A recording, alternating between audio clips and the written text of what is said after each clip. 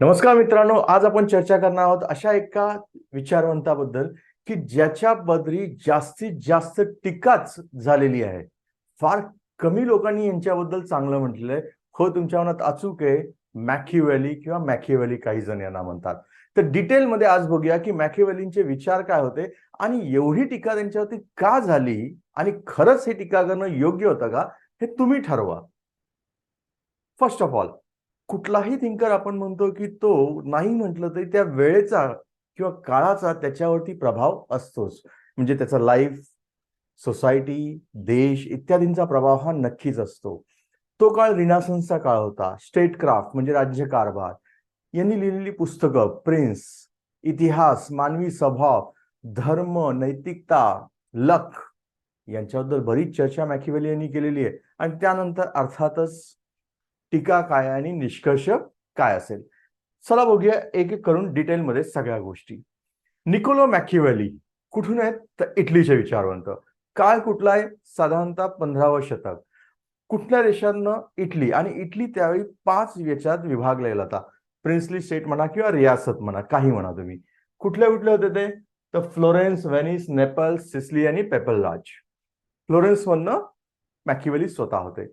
आणि most important, हे पाचही एकमेकाशी भांडतच होते सारखे. राष्ट्रराज्य ही कल्पना नुकतीच उदयात होती, पण इटलीत नाही. आणि मॅकियावेलीची इच्छा काय होती तर इटलीचं एकत्रीकरण झालं पाहिजे. म्हणजे मॅकियावेलीने बऱ्याचशा गोष्टी ज्या सांगितल्या त्या कृपया करून लक्षात घ्या. या नॅशनल इंटरेस्ट, राष्ट्रीय हितासाठी सांगितलेल्या आहेत आणि खरोखरच राष्ट्रीय हितासाठी सांगितलेल्या आहेत. या शब्दाला मी अधोरेखित करतोय. म्हणजेच मॅकियावेलीचा काळ हा कुठला काळ आहे? साधारणतः रिनेसान्सचा काळ आहे. मिडिवल एज जस्ट संपलं होतं. मिडिवल एज कशाचं होतं? मिडिवल एज हे रिलिजन, धर्माचं जास्त चालत होतं त्या काळात. आधुनिक युगात काय झालं? तर्काची वाढ झाली आहे. जीवनाच्या सर्व पैलूंमध्ये बरेच बदल झालेत. आधुनिक युगाला आपण विज्ञानाचं युग म्हणतो. रिझनिंग डेव्हलप झालं, तर्क. आणि ज्यावेळी लॉजिक येतं त्यावेळी बाकीच्या गोष्टी मागे जातात. मग ते सुपरस्टिशन असो किंवा इतर काही असो. म्हणजे तर्कामुळे काय झालंय? विज्ञान. आणि विज्ञानात क्रांती झाल्यामुळे अर्थातच इंडस्ट्रियल रिव्होल्युशन, ज्याला आपण औद्योगिक क्रांती म्हणतो. आणि त्यानंतरच कॅपिटलिझम म्हणजे भांडवलशाही आपल्याला दिसून येते. म्हणजे रिनासान्स नंतर या गोष्टी सगळ्या सुरुवात झालेल्या आहेत. जर तुम्ही नीट बघितलं तर या अगोदरचे विचारवंत कुठले येतात तर सॉक्रेटस, प्लेटो आणि अरिस्टॉटल, जे इथिक्स बद्दल चर्चा करतात. अँशियंट पिरियड आपण एक घेतला तर.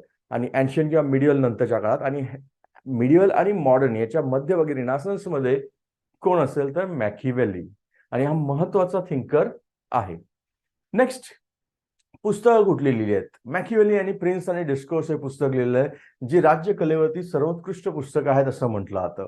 मग स्ट्रेटक्राफ्ट म्हणजे काय? तर मॅकियावेली हे वास्तववादी होते. रिअलिस्ट, जे आहे ते आहे तसं मानणं. वास्तववाद म्हणजे काय? राजकारणाचा जो आहे तसा सत्तेचा दृष्टिकोन. पॉवर, पॉवर संदर्भात सगळी चर्चा दिसून येते. मग इतिहास का? मॅकियावेलीचं म्हणणं होतं की इतिहासाचा अभ्यास केला पाहिजे. मग इतिहासाचा अभ्यास का करावा? खरोखरच बऱ्याच मुलांना असं वाटतं की इतिहास हा विषय असावा तरी का? मी पुन्हा रिपीट करतो, तुमच्यापैकी बऱ्याच मुलांना असं वाटत असतं की इतिहास हा विषय खरोखरच असावा का? काय गरज आहे इतिहासाची? तर माझं व्यक्तिगत मत तरी सरळ आहे की इतिहासा इतका चांगला मार्गदर्शक व्यक्तिगत आयुष्य आणि आंतरराष्ट्रीय जगात देखील कुणीही नाही. का? तर इतिहासामुळेच तुम्हाला सगळ्या गोष्टी कळू शकतात. उदाहरणार्थ, प्राचीन काळात कशा पद्धतीची स्टेट क्राफ्ट होती? प्राचीन काळात नगरं किंवा गावं, त्यांच्यातली मॉनिटरी सिस्टीम कशी होती? प्रशासकीय व्यवस्था कशी होती? अशोकाचा राज्यकारभार कसा होता? अकबरचा कसा होता? छत्रपती शिवाजी महाराजांचा कसा होता? याचा नाही म्हटलं तरी आपल्याला नक्कीच फायदा होतो. त्यामुळे इतिहास हा एक सर्वोत्तम मार्गदर्शक होतो. ईस्ट इंडिया कंपनीने आल्यानंतर काय केलं? मग भविष्यात असं काही कुठल्या कंपनीला दिलं तर होऊ शकतं का? हे सगळं जर विचार करायचा असेल तर यासाठी सगळ्यात चांगला विषय कुठला आहे तर इतिहास. त्यामुळे इतिहासाचा अभ्यास हा खरोखर केला पाहिजे, पण फक्त सण सणावळ्या म्हणून नाही, तर राजकारणासाठी सर्वोत्तम मार्गदर्शक म्हणून जर वापर करायचा आहे तर इतिहास. जसं कौटिल्याची सप्तांग थिअरी आपण म्हणतो. कौटिल्याची सप्तांग थिअरी जसं म्हटलं, किंवा ज्याला 7 एलिमेंट्स ऑफ द स्टेट म्हणतात, तशा प्रकारच्या गोष्टींचा खूप फायदा आपल्याला होतो. कारण का आत्ताच्या काळात आपण जे काही डिफिकल्टी बघतोय, मागच्या काळात आल्या होत्या तेव्हा लोकांनी त्याला कसं फेस केलं गेलं होतं. त्याचा प्रचंड फायदा होत असतो. हे झालं इतिहासाबद्दल. मग नेक्स्ट मानवी स्वभावाबद्दल का चर्चा केली आहे मॅकिवेलीने? आणि मानवी स्वभावाबद्दल बऱ्याच गोष्टी सांगितल्यात. जर या गोष्टी तुम्ही वाचल्या तर कदाचित तुम्हाला असं वाटेल की बाबा हा व्हिडिओच बघायला नको, का तर मानवी स्वभावाबद्दल इतकं वाईट कोणी बोललंय का? मग पुढचा प्रश्न येतो, सर मानवी स्वभावाची चर्चा काय करायची आहे? काय गरज आहे आपल्याला मानवी स्वभाव समजून घ्यायला? अरे समजून घ्यायची गरज आहे, का तर तुम्हाला जगात व्यवहार शेवटी माणसांशीच करायचा आहे. आणि जर माणसांशीच व्यवहार करायचा असेल तर ती माणसं कशी आहेत, कशी वागतात, हे खूप गरजेचं आहे. त्यामुळे मानवी स्वभाव समजणं गरजेचं आहे का? हो. अर्थात समजणं अवघड आहे, पण समजून घ्यायचा प्रयत्न केलाच पाहिजे. आणि का केला पाहिजे? तर जगात व्यवहार हा त्यांच्याशीच करायचा आहे आपल्याला. आणि ज्यांच्याशी व्यवहार करायचा आहे त्यांच्याबद्दल माहिती असली तर नक्कीच तुम्हाला एक पॉझिटिव्ह एज असते. तर मॅकियावेलीचं म्हणणं होतं की मानवी स्वभाव हा नाही म्हटलं तरी खूप स्वार्थी असतो. माणूस हा स्वार्थी प्राणी आहे, सेल्फिश आहे. खरंच आहे का? की छोट्या-छोट्या गोष्टींसाठी देखील तो साईड बदलू शकतो किंवा प्रिन्सने म्हणजेच राजाने केलेली मदत देखील तो विसरून जातो. म्हणजे तुम्ही जर कुणाला एखादी मदत केली असेल तर ते देखील तो विसरून जातो. मानवी स्वभाव हा ग्रीडी असतो, लोभी प्राणी आहे माणूस. म्हणजे समजा तुम्ही एखाद्याला मदत केली आहे, पण त्याच वेळी त्याला दुसरीकडे असं दिसलं की अरे तिकडे मला खूप चांगली अपॉर्च्युनिटी आहे आणि तिकडे ते तुम्हाला सोडून लगेच निघून जातात. आणि तिथे काय बघतात तर स्वतःचा स्वार्थ बघतात, लोभ बघतात. मग असं जर असेल तर काय केलं पाहिजे? पण याच वेळी तो हेही सांगतो, माणसं भित्री असतात, इन्सिक्युअर असतात, फिकल माइंडेड असतात. साईड बदलायला त्यांना फार काही वाटत नाही. मग मला सांगा, राजकारणामध्ये आता साईड बदलणं हे आपण डेली बघतोच की नाही बघत? माणसं अकृतज्ञ असतात, कृतज्ञ नसतात. आजकालच्या जगात कृतज्ञ असणं फार अवघड आहे एखादी व्यक्ती मिळणं. पण कृतज्ञ नसावं असं म्हणतो. पण इथे उलटंच दिसतं आपल्याला. ज्याला आपण मदत करतो तोच तुमच्या विरोधात जातो. कशासाठी? निव्वळ छोट्याशा स्वार्थासाठी. मग हे सगळं जर त्यांनी म्हटलेलं आहे, खरंच आहे का? खऱ्या आहेत का या गोष्टी? मी काही ओपिनियन देत नाही. तुमचं तुम्ही ठरवा, की तुम्हाला माणसं कृतज्ञ दिसतात का सगळी? माणसांचं नेचर तुम्हाला खरोखरच लोभी नाहीये असं वाटतंय का? माणसं निस्वार्थी आहेत असं वाटतं का तुम्हाला? माणसं फिक्कल माइंडेड. मग या सगळ्याचा फायदा काय होईल? मॅकियावेलीचं म्हणणं आहे, या सगळ्याचा तुम्ही फायदा करून घेतला पाहिजे. का तर ती घाबरट आहेत. माणसं जर घाबरट आहेत, भित्री आहेत. माणसं भित्रे आहेत तर त्यांच्या भित्रेपणाला किंवा त्यांच्या इनसिक्युरिटीपणाला उलट तुम्ही खतपाणी घाला. म्हणजे मी असेल तर बाहेरचं आक्रमण करणार नाही.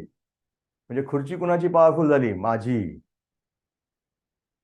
माणसं स्वार्थी आहेत. त्यांना विकत घेणं सोपं जाईल. ग्रीडी आहेत. मग हे सगळं मान्य आहे? तुम्ही ठरवा.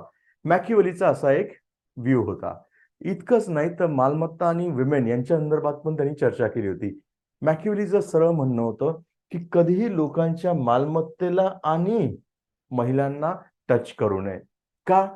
तर लोक या दोन्ही गोष्टींबद्दल प्रचंड पॉझिटिव्ह असतात. म्हणजे एखाद्याची मालमत्ता कधीही कॉन्फिस्केट करू नये किंवा एखाद्याच्या महिलांना त्रास देऊ नये. मालमत्ता घेऊ नये. का तर एक वेळ लोक वडिलांचा मृत्यू विसरतात, पण वडिलोपार्जित प्रॉपर्टी किंवा प्रॉपर्टी जी असते तिचं दुःख त्यांना जास्त वाटतं. अर्थात ही मॅकियावेलीची मतं आहेत. मग तुम्हाला कदाचित असं वाटेल की सर मॅकियावेली जे काही बोलतोय, काय सांगताय तुम्ही, सगळं निगेटिव्हच दिसतंय. पण माझा एक प्रश्न आहे. व्हिडिओच्या अंती तुम्हाला उत्तर स्वतःहून मिळेल. तुम्ही पण हे मान्य कराल की अशा पद्धतीची माणसं असतात. मग माझं एक म्हणणं आहे, मानवी स्वभावाचं जर तुमचं म्हणणं असेल की सर दोन साइड असतात, एक पॉझिटिव्ह आणि दुसरी निगेटिव्ह. मग निगेटिव्ह साइड दाखवली म्हणून मॅकियावेली चुकीचा ठरतो का? असं म्हणणं कितपत योग्य आहे हे तुम्ही ठरवा. नेक्स्ट, सत्तेच्या व्यवस्थापनाबद्दल देखील मॅकियावेली चर्चा करतो. Management of power. म्हणजे मॅकियावेलीनी सगळ्यात जास्त चर्चा जर कशाची केली आहे तर मॅनेजमेंट ऑफ पॉवर. याच्यामध्ये एक राजा जो असतो किंवा प्रिन्स जो असतो, राजकुमार, याने कसं असावं? सिंहासारखं शूर असावं की कोल्ह्यासारखं हुशार असावं? कसं असावं नक्की? तुम्हाला काय वाटतंय? अर्थात मेजॉरिटी मुलं सरळ म्हणतील सर सिंहासारखं शूर असावं. पूर्णतः चूक. मग तुम्ही म्हणाल का सर? सिंह तर जंगलचा राजा आहे. सिंह नक्कीच शूर आहे, त्याबद्दल माझं काही मत नाहीये. पण मला दुसरं म्हणायचंय, अरे सिंह शूर आहे, पण तो हुशार कोल्ह्या इतका आहे का? तो चतुर आहे का? अरे सिंहाने शिकार आणलं, पण ते शिकार पळवायला लांडगे तयारच आहेत की सगळीकडनं. मग या लांडग्यांचे ट्रॅप, अर्थात लांडगे म्हणजे नुसतेच लांडगे नका घेऊ, व्यक्तिगत याच्यात तुम्ही बघू शकता. लांडग्यासारखी प्रवृत्ती असलेली ही लोक असणार आहेत. मग अशा वेळी या ट्रॅपमधनं जर तुम्हाला सुटायचं असेल, तर कोल्ह्याची चतुरता ही तुमच्यात असली पाहिजे की नाही? मग तुम्ही म्हणाल सर कोल्हाच असलं पाहिजे, नाही. कोल्ह्याकडे चतुरता आहे, कोल्हा हुशार आहे, पण ताकदीचा अभाव येतो. ताकद येते तेव्हा सिंह येतो. मग पुढचा प्रश्न, सर मग नक्की काय पाहिजे? अरे नक्की हे पाहिजे की जो कोणी राज्य करणारा असेल त्याच्यामध्ये दोन्हीचं कॉम्बिनेशन असलं पाहिजे. तो सिंहासारखा शूर तर असलाच पाहिजे, पण कोल्ह्यासारखा हुशार आणि चतुर असला पाहिजे.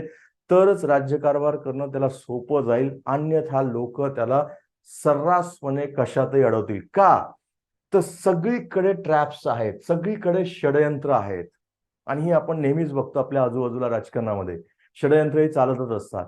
मग अशा वेळी तुम्हाला ती षडयंत्र ओळखताही आली पाहिजे. ती उलथून टाकण्याची ताकद देखील तुमच्यात असली पाहिजे. आणि हे गुण कुणाला असले पाहिजेत?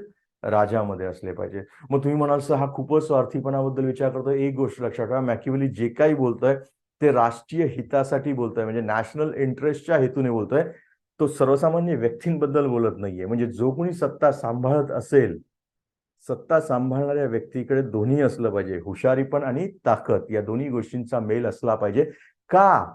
तर राजकारण, मला एक साधा प्रश्न आहे, हा चांगुलपणाचा व्यवसाय आहे का? माझा एक तुम्हाला प्रश्न आहे, तुमच्यापैकी किती लोकांना राजकारणात जायला आवडतं आणि खरोखरच जाणार आहे? 99% लोकांचं उत्तर असण्याचं आम्हाला काही वेळ नाही, आम्ही असल्या गोष्टी करत नाही. राधा बरेच जण सिव्हिल सर्व्हिसमध्ये काय यायला नको म्हणतात, सर राजकारण खूप असतं. म्हणजे इनडायरेक्टली तुम्ही मान्य करताय की राजकारण हा काही चांगला व्यवसाय नाहीये, इथे चांगली माणसं असतीलच असं नाहीये, सगळीकडे ट्रॅप असतात. अशा वेळी अशा याच्यात तुम्हाला डील करायचंय आणि तुम्हाला तुमचा देश सांभाळायचा आहे. मग अशा वेळी तुमच्याकडे दोन्ही गोष्टी असणं गरजेचं आहे. मग नेक्स्ट, आता राजा हा सिंह आणि कोल्हा यांचं कॉम्बिनेशन का असावा हे तर क्लिअर झालं. मग पुढचं तो म्हणतो की राजाने लोकांना प्रति प्रेम असावं की शक्ती ताकदीचा वापर करावा? काय वाटतंय तुम्हाला? तुम्ही म्हणाल सर आपल्याबद्दल लोक प्रेमाचं बोलतायत, चांगलं बोलतायत, चांगलं वाटेल. नाही, प्रेम असलं चांगली गोष्ट आहे, पण प्रेमाने सगळीच कामं होतात का? उदाहरणार्थ घ्या, घरी आई वडील असतील तर बऱ्याचदा वडिलांची एक भीती असते, एक फिअर. लव हे वेगळं झालं आणि फिअर वेगळं झालं. मग मला सांगा, याच्यापैकी कामं कशाने होतात? भीतीने कामं होतात की प्रेमाने कामं होतात? प्लीज व्यक्तिगत नाही, जनरलाइज विचारतोय मी तुम्हाला. असं वाटत नाही, बऱ्याचदा आपण बघितलं पण असेल की प्रेमामुळे लोक डोक्यावर बसतात, म्हणजे छोटी मुलं असो किंवा मोठे असो. त्यामुळे प्रेमाने सगळीच कामं होतात असं आहेत का? नाही.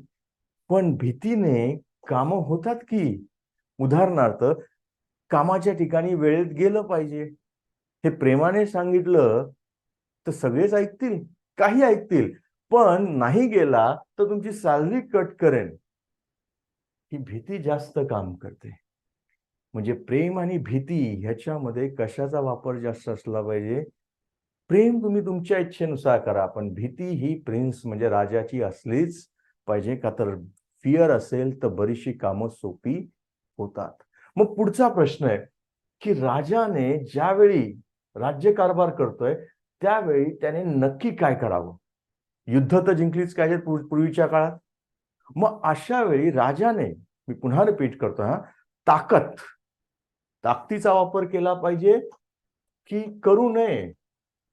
ताकद म्हणजे त्याची स्ट्रेंथ. तुम्हीच बोलला सर की राजा हा सिंहासारखा शूर आहे, मग त्याच्याकडे ताकद आहे तर त्याने ताकदीचा वापर करावा ना.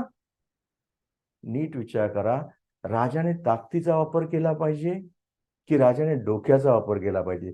की डोक्याने ताकद वापरली पाहिजे? म्हणजेच राजाने पॅशन, पॅशनच्या भरात एखादं काम केलं पाहिजे का, उत्साहाच्या भरात, अतिउत्साहाच्या भरात, की राजाने कोल्ड ब्लडेड असलं पाहिजे.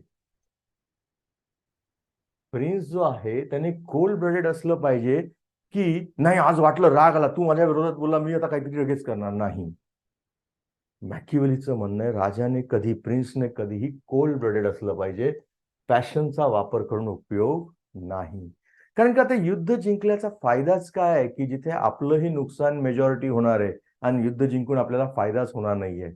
म्हणजे युद्ध जिंकायचंय मला, पण युद्ध जर मी ताकदीचा वापर करण्याऐवजी डोक्याचा वापर करून, जर शांत डोक्याने प्लान एक्झिक्यूट करून जर मी जिंकू शकत असेल तर ते जास्त योग्य आहे. असं वाटत नाही कुठेतरी चाणक्य देखील अशाच पद्धतीने बोलतो, आणि म्हणूनच चाणक्याला इंडियन मॅकिवली देखील म्हणतो आपण. दोघांमध्ये प्रचंड साम्य आहे. म्हणजे राजाने ताकद वापरू नये का, वापरावी, गरज असेल तर नक्की वापरावी, पण गरज असेल तर, अन्यथा कोल्ड ब्लडेड राहणार.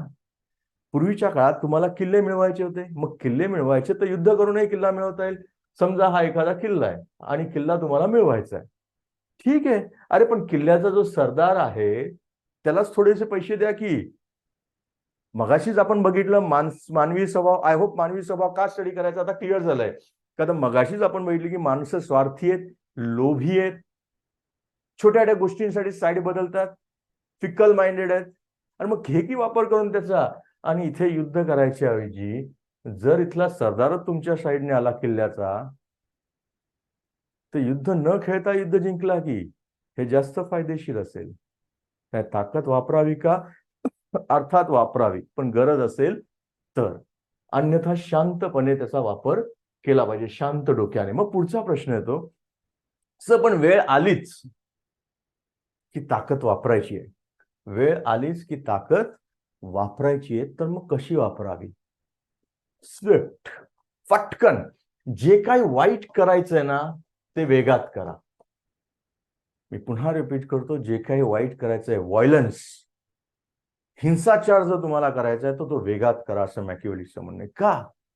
का तर हिंसाचार तर बऱ्याच काळासाठी जर स्प्रेड होत गेला तर लोकांचं जन्मन कदाचित तुमच्या विरोधात जाऊ शकतं.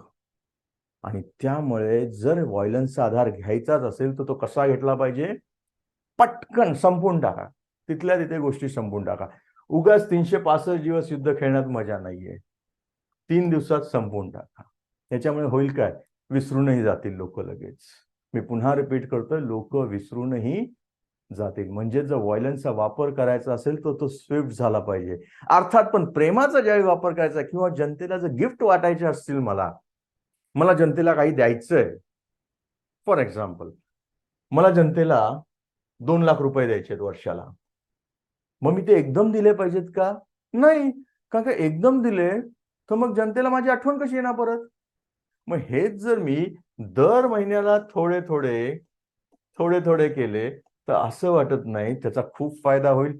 म्हणजे ज्यावेळी गिफ्ट वाटायचे असतात तर ते टप्प्या टप्प्यात हळूहळू छोटे छोटे वाटायचे, ज्याचा आपल्याला फायदा होतो. पण व्हायलन्स करायचं असेल तर वेगात करायचा. आय होप दोन्हीतला फरक क्लिअर झालेला आहे.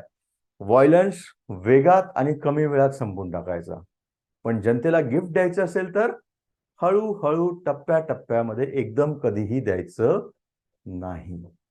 मग पुढचा प्रश्न येतो, सर तुम्ही इथे लिहिले की सूड ही शक्तिशाली भावना, असं का. अरे सोपं कारण आहे. मगाशीच मी म्हटलं की युद्ध ही होणारच, लोक विरोधात जाणार. मग अशा वेळी कुणाला माफ करावं का. दोन लोकांचं युद्ध चालू आहे, ए वर्सेस बी. एच्या विरोधात बी, एनी ताकद वापरली आणि बी पण बीने नंतर थोडी माफी मागितली. मग एने त्याला माफ करावं का. नीट विचार करा. आज जो माणूस तुमचे पाय धरतोय उद्या तुम्हालाच तो मारेल. कारण का सूड ही फार मोठी भावना असते, रिव्हेंज. लोक रिव्हेंज घेण्यासाठी वेडी असतात, हे आपण बघतो. आपण प्रत्यक्षात जीवनात जगताना हे दिसतं. त्यामुळे राजाने ज्यावेळी अपोनंटला मारायचं असेल त्यावेळी अशा पद्धतीने मारलं पाहिजे की तो पूर्णतः संपला पाहिजे. मी पुन्हा रिपीट करतो, पूर्णतः संपला पाहिजे. मग तुम्ही असं म्हणाल की सर हे खूपच खराब वाटतंय. अरे पण हे खूपच खराब जरी वाटलं तरी हे राज्यासाठी म्हटलेलं आहे त्याने, व्यक्तीसाठी नाही. आय होप कळलंय. दुसरं, मग समजा आता युद्धामध्ये जर काही जमीन आली तर ती जमिनीचं काय केलं पाहिजे? एक राजाने सोप्या गोष्टीत काय केलं पाहिजे? जर तिथला राजा आपलं सार्वभौमत्व मान्य करत असेल तर उत्तम गोष्ट आहे, किंवा त्यांच्यातल्याच एखाद्याला जो आपल्या अधिकाराखाली राहील त्याला ठेवावं, आणि तिथल्या लोकांचं कल्चरला धक्का लावू नये. मग पुढचा प्रश्न येतो की सर्वसामान्य माणसं, मी पुन्हा रिपीट करतो हा, सर्वसामान्य माणसं आणि मंत्रीगण, ज्याला आपण नोबिलिटी म्हणतो, सामान्य माणसं किंवा मंत्रीगण किंवा ज्याला नोबल आपण म्हणतो, या दोघांमध्ये राजाने कुणाची बाजू घ्यावी? सामान्य माणसाची की मंत्र्यांची घ्यावी, आपल्या सहकाऱ्यांची घ्यावी? मग तुम्ही म्हणाल सहकाऱ्यांच्या जीवावरती तरी राज्य चालतं. नीट विचार करा, मी सामान्य माणसं आणि सहकारी म्हणतोय. हाच सहकारी कदाचित तुमच्या खुर्चीसाठी प्रयत्न करत असेल, खुर्ची एकच आहे. या सहकार्याची इच्छा असेल की तुम्हाला टॉपल करावं आणि आपलं सरकार, आपली सत्ता यावी. म्हणजे तुम्हाला धोका कुणापासून आहे? सामान्य माणसापासून आहे की मंत्र्यापासून आहे? सामान्यपणापासून तुम्हाला कुठलाही धोका नाही. ती बिचारी सर्वसामान्य आयुष्य जगतात, महागाई आणि या बाकीच्या गोष्टीमध्येच त्यांचं सगळं आयुष्य निघून जातं. मग तुम्हाला धोका कुणापासून आहे? नोबिलिटी, मंत्रीगण. म्हणजे या दोघांमध्ये जर बाजू घ्यायची असेल तर मॅकिअव्हेली स्पष्टपणे म्हणतो की सर्वसामान्य माणसांची, जनतेची बाजू घ्या, कारण त्यांच्यापासून तुम्हाला कुठलाही धोका नसतो. आय होप पॉवर मॅनेजमेंट इतकं उत्कृष्टरित्या फार क्वचित कोणीतरी सांगितलेलं असेल. मी पुन्हा रिपीट करतो, राजाने कोल्ह्यासारखं चतुर आणि सिंहासारखं शूर का? तर चांगुलपणा हा काय राजकारणातला गुण नाहीये. इथे षडयंत्र, सापळे सतत असणार आहेत. लव आणि फिअर ह्याच्यात कशाचा वापर झाला पाहिजे? प्रेम चांगलंच आहे, पण फिअर प्रिन्सचं असलंच पाहिजे. ताकदीचा वापर केला पाहिजे, पॅशनवरती खेळलं पाहिजे का, की डोक्याने, चतुराईने खेळलं पाहिजे, हे देखील महत्वाचं आहे. रिव्हेंज बद्दल काय म्हणणं आहे, लोक आणि नोबिलिटी बद्दल काय म्हणणं आहे, हे डिटेलमध्ये बघितलंय. आता पुढच्या टप्प्यावर जाऊ. मग पुढचा भाग आहे धर्म. नुकताच धर्माचंही सुरू संपलेलं होतं, मिडिवल एज, ज्याला आपण रिलिजियस एज म्हणतो. मॅकिअव्हेली हा चर्चच्या विरोधात होता. मी पुन्हा रिपीट करतो, मॅकिअव्हेली हा चर्चच्या विरोधात होता, धर्माच्या नाही. चर्चच्या विरोधात होता, धर्माच्या नाही. मग पुढचा प्रश्न आहे, चर्चच्या विरोधात जाण्याचं कारण काय? चर्च का? तर हे इटलीच आहे, रोमन का, त्या एरियातले, म्हणून चर्चच्या विरोधात. मग चर्चच्या विरोधात असण्यामागचं कारण काय? तर मॅकिअव्हेलीचं म्हणणं होतं की चर्च भ्रष्टाचारी झाले होते. मेजॉरिटी लोक चर्चमधली भ्रष्टाचारी झाली होती, आणि एका राज्याचं दुसऱ्या राज्याची, मगाशीच आपण म्हटलं की इटली हे 5 याच्यामध्ये डिवाइड झालं होतं. मग चर्च काय करत होते? याला याच्याशी भांडण लाव, याचं याच्याशी भांडण लाव, आणि आपण मात्र मजा बघत बसायची, आपली सत्ता उपभोगायची. म्हणजे एका राजाची दुसऱ्या राजाशी लढाई लावण्याची कामं कोण करत होतं? चर्च करत होतं. मग मला जर मॅकिअव्हेलीचा मेन हेतू कायम लक्षात ठेवा, इटलीचं एकीकरण, नॅशनल इंटरेस्ट. मग मला जर हे नॅशनल इंटरेस्ट मध्ये एकीकरण करायचंय, मधल्या सगळ्या गोष्टी मला संपवायच्या आहेत, तर माझ्यासाठी माझ्या देशाच्या वरती काही नाही. मग इटलीच्या युनिफिकेशन मध्ये अडथळा कोण आणतंय? चर्च आणतंय, आणि म्हणून चर्चच्या विरोधात ते होते. आय होप अर्थ कळलेला आहे. नेक्स्ट, मग प्रिन्सने धार्मिक असावं का? ह्याच्यात त्याचं स्पष्ट म्हणणं आहे, धर्माने प्रिन्सला वापरू नये, प्रिन्सने धर्माचा उपयोग करून घ्यावा. फार शूड वाटेल तुम्हाला, फार क्रूर वाटेल, पण हे खरंय. तुम्ही धर्माच्या खाली जाऊ नका, तुम्हाला धर्माला वापरून घेता आलं पाहिजे तुमच्या राजकारणासाठी. आय होप अर्थ कळलेला आहे सगळ्यांना. प्रिन्सने अशा पद्धतीने वागलंच पाहिजे. का? तर सर्वसामान्य माणसं ही रिलिजियस असतात, धार्मिक असतात. प्रेमाने, भीतीने सगळ्याच गोष्टी होतील असं नाहीये. काही ठिकाणी धर्माने तर गोष्टी पटापट होतात. आपण बऱ्याचदा असं म्हणतो की अरे चोरी करू नये, देव बघतोय. म्हणजे काय? आपण काही गोष्टी करायला घाबरतो, चुकीच्या गोष्टी करत नाही का? तर आपल्याला कुठेतरी भीती वाटत असते. मग जर धर्माचा एवढा फायदा होत असेल देशासाठी, तर वाईट काय? म्हणजेच प्रिन्ससाठी धर्माची उपयुक्तता असली पाहिजे का? तर हो. डज दॅट मीन मॅकिअव्हेली हा इमोरल होता? असं नाही म्हणता येणार. का? तर त्याने या संदर्भात तुम्ही बघितलं, तो धर्माच्या बाबतीत कुठल्या अँगलने विचार करतोय? देशाच्या अँगलने विचार करतोय, व्यक्तीच्या अँगलने करत नाही. पुन्हा मी रिपीट करतो, मॅकियावेली चर्चच्या विरोधात होता, धर्माच्या नाही. आणि चर्चच्या विरोधात असण्यामागची पण कारणं आहेत. नेक्स्ट, नैतिकता, इथिक्स. अर्थात तुम्ही तर म्हणाल की सर नैतिकता असलीच पाहिजे, लोकांनी कसं वागावं, चांगलं वाईट हे कळलं पाहिजे की. आणि राजकारणात किंवा सामाजिक पद जर तुमच्याकडे असतील तर तुम्ही चांगल्या पद्धतीने वागलंच पाहिजे, मान्य आहे. पण मला एक सांगा, राजकारण म्हणजे नैतिकता आहे का रे? आतापर्यंत तुम्ही सॉक्रेटस वाचलं असेल, प्लेटो वाचलं, अरिस्टॉटल, सगळे नैतिकता नैतिकतेची चर्चा करतात. वर्च्यू, सद्गुण. मॅकियावेली पहिला थिंकर आहे, तो सरळ म्हणतो की राजकारण आणि नैतिकता हे वेगळं आहे, वेगळेपण ह्यातलं दाखवून देतो. राजासाठी, प्रिन्ससाठी महत्वाचं काय आहे? देशाचं रक्षण, राज्याचं रक्षण सर्वात महत्वाचं आहे की त्याची व्यक्तिगत नैतिकता ही महत्वाची आहे? उदाहरणार्थ प्लीज नीट लक्ष द्या. तुम्ही जर म्हटलं असं आमचा प्रिन्स खूप चांगला आहे, नेहमी सत्यच बोलतो. अरे पण प्रिन्सच्या सत्य बोलण्याने जर देशावरती संकट येणार असतील तर तो प्रिन्सची नैतिकता आमच्या काय कामाची? मगाशीच म्हटलंय, राजकारण हा काय चांगुलपणाचा बिझनेस नाहीये. इथे रोज ट्रॅप आहेत, सापळे आहेत, षडयंत्र आहेत, जागोजागी षडयंत्र आहेत. आणि अशा वेळी आंतरराष्ट्रीयच्या जगात काय चाललंय तुम्ही स्वतः बघताय. अशा वेळी प्रिन्सने व्यक्तिगत नैतिकतेसाठी देशाचं नुकसान करू नये. आणि म्हणूनच आपण काय म्हणतोय, दुहेरी नैतिकता. जे राज्यकारभार करतायत त्यांची वेगळी आणि सर्वसामान्य माणसांसाठी वेगळी. म्हणजे सर्वसामान्य म्हणून कदाचित खून करणं चुकीचं असेल, पण देशाचं संरक्षण करण्यासाठी जर यांना हत्या करावी लागत असेल तर काय चुकीचं आहे? सर्वसामान्य म्हणून तुम्ही म्हणाल की स्पायगिरी, एखाद्यावरती लक्ष ठेवणं चुकीचं आहे, पण देशासाठी हे कदाचित गरजेचं असू शकतं. म्हणजे व्यक्तिगतरित्या जे चुकीचं आहे ते राजकारणाच्या दृष्टीने कदाचित बरोबर असू शकतं.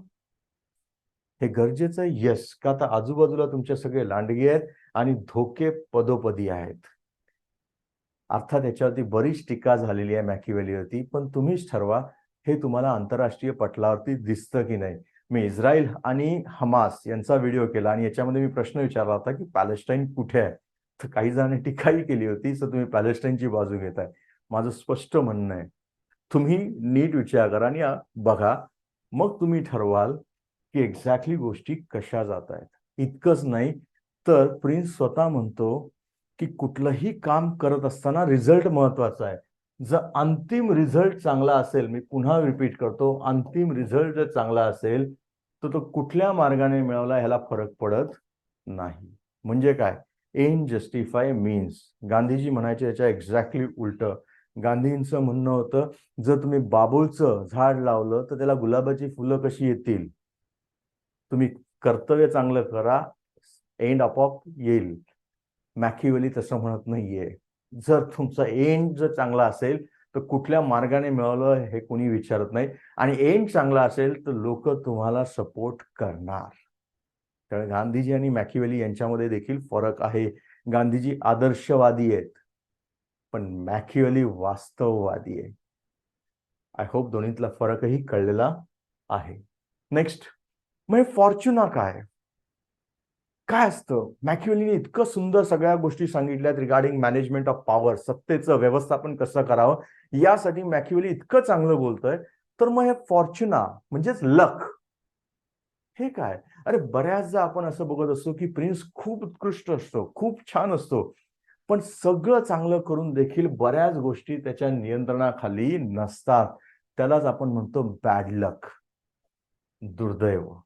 उदाहरण देतो तुम्हाला की सरकारने खूप चांगल्या पॉलिसी केल्या आहेत आणि खरोखरच इकॉनॉमिक ग्रोथ होणार होती, पण कुणाला तरी माहित होतं का की कोविडमुळे सगळं 5-5 वर्ष मागे निघून जाईल, कदाचित त्याही पेक्षा जास्त. म्हणजे तुम्ही खूप चांगलं काम केलं तरी बऱ्याचशा अशा गोष्टी असतात ज्या प्रिन्सच्या देखील नियंत्रणाखाली नसतात. कोविड एक दिलं उदाहरण मी. अजूनही नॅचरल डिझास्टर असू शकतात, सुनामी असू शकतं, अर्थक्वेक असू शकतं, भूकंप, दुसरं काही असू शकतं. म्हणजे अशा गोष्टी ज्या प्रिन्सच्या नियंत्रणाखाली नाहीत. मग अर्थात हे सोडून द्यायचं का लकवरती? नाही. मॅकिवली त्यालाही देतो की प्रिन्सने अशा गोष्टीसाठी नेहमी तयार राहावं, की अशा गोष्टी होणार तुमच्या आयुष्यात, तुमच्यासमोर अशी चॅलेंजेस येणार, याच्यासाठी तयार राहा. आणि ह्याच्यासाठी तो काय म्हणतो, हे लक जे आहे, फॉर्च्युना जे आहे, इट्स लाईक अ विमेन सारखं आहे. का? तर कुठलीही स्त्रीला धैर्यवान हुशार माणसं आवडतात. तसंच जर तुम्ही खूप चांगलं काम करत असाल, चांगली माणसं असाल, तर असं वाटत नाही वाईट काळाचा देखील तुम्ही अशा पद्धतीने वापर कराल की समस्याला तुम्ही संधीमध्ये कन्वर्ट करा. म्हणजेच वाईट काळाचं रूपांतर तुम्ही अनुकूल काळात करून घ्या. लक आपोआप तुमच्या फेवरमध्ये येईल. आय होप अर्थ कळलाय. लक आपोआप तुमच्या फेवरमध्ये येईल. नेक्स्ट. मग आता इतकं झाल्यानंतर एक तर तुम्हाला कळलं असेल की व्हिडिओच्या सुरुवातीला जे वाक्य मी म्हटलं होतं की सर्वात जास्त टीका यांच्यावरती झालेली आहे. खरं आहे का? हो. सगळ्यात पहिली टीका जी झाली ही सबाईंनी केलेली आहे. काय म्हणणं आहे त्यांचं? की मॅकिवेलीचे विचार हे फारच नॅरो आहेत, संकुचित आहेत आणि लोकल आहेत, स्थानिक आहेत. त्या त्या एरिया पुरते. मग खरंच ही टीका योग्य वाटतंय का? तर यांचं म्हणणं काय, कदाचित मॅकिवेलीचा जन्म इटलीच्या ऐवजी दुसरीकडे झाला असता तर कदाचित त्यांचे विचार वेगळे असते. पण मला सांगा, आपण सुरुवातीलाच म्हटलं की कुठलेही विचारवंत हे नाही म्हटलं तरी त्यांच्या काळाचा, ते ज्या ठिकाणी राहतात त्याचा त्यांच्यावर परिणाम होत असतोच. पण खरोखरच हे पटतंय का, हे तुम्ही ठरवा. दुसरं, एक हे टीका आली आहे की मॅकिवेलीने राजकारणाकडे पाहण्याचा जो दृष्टिकोन आहे हा पूर्णतः निराशावादी आहे. मॅकिवेली पूर्णतः निगेटिव्हच बोलतोय राजकारणाबद्दल. असं वाटतं की तुम्ही वाईटच सांगताय, म्हणजे राजकारणाबद्दल बोलूच नाही आणि कुणी जाऊच नाही, की राजकारणही वाईट, राजकारणातील लोकही वाईट आणि सर्वसामान्य माणसाबद्दलही वाईट. पण खरोखरच त्यांनी निराशावादी दृष्टिकोन दिलाय का? आरसा कधी कधी आपल्याला खूप वाईट वाटतो, कारण का आरसा आपल्याला आपलं खरं रूप दाखवतो बऱ्याचदा. मग असं वाटत नाही का की मॅकिवेलीने तुम्हाला एक आरसा दाखवलाय?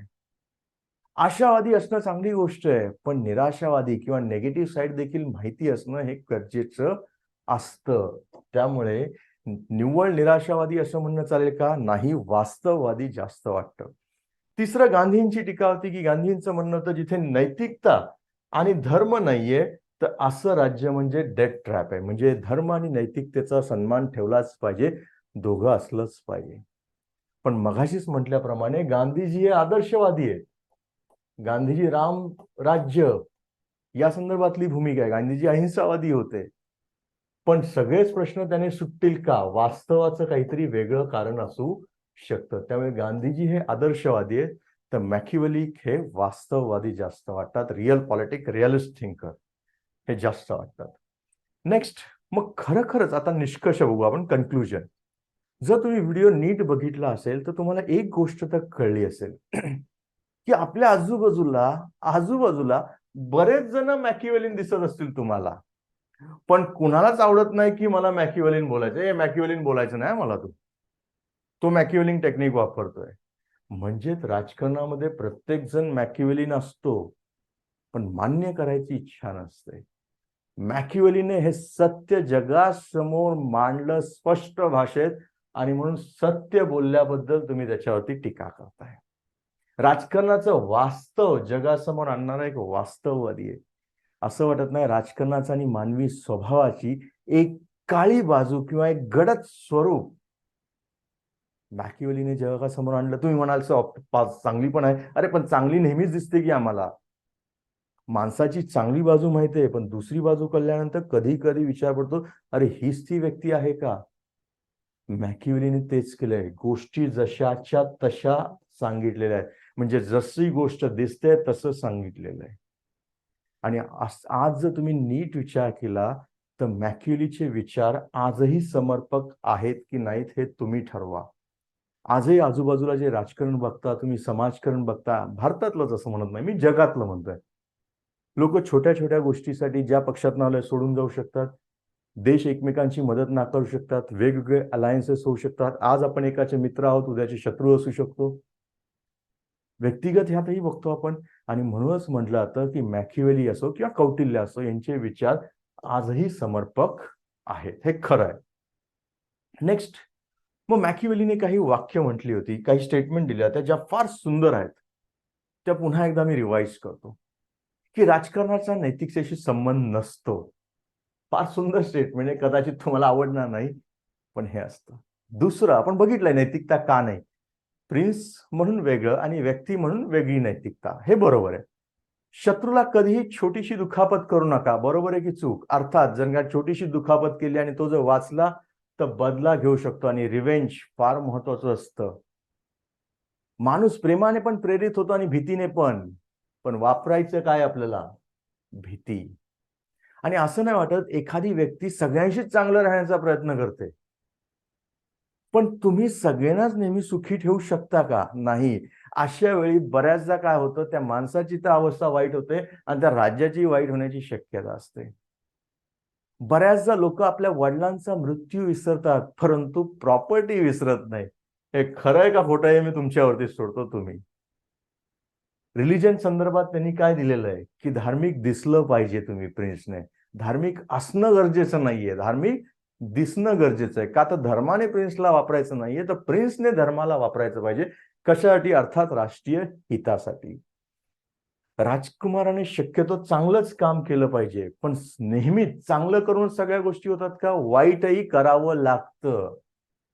जर तुमच्या आजूबाजूला, देशाच्या आजूबाजूला असे शेजारी आहेत की जे नेहमी कुरापत काढणार, नेहमी तुमच्याशी भांडणं करणार, तुम्ही नाही केलं तरी, अरे मग इथे तुम्ही काय नेहमीच चांगलं वागणार का हिंसेने? आय होप तुम्हाला अर्थ कळतायत. म्हणजेच राजाला अशा वेळी काही वेगळ्या गोष्टी, वेगळे मार्ग स्वीकारायला लागू शकतात. मग एखाद वेळेस राजाने किंवा प्रिन्सने किंवा सरकारने जर चुकीचं कृत्य केलं पण त्याचा परिणाम चांगला झाला, तर लोक त्याला कधीही दोष देत नाहीत.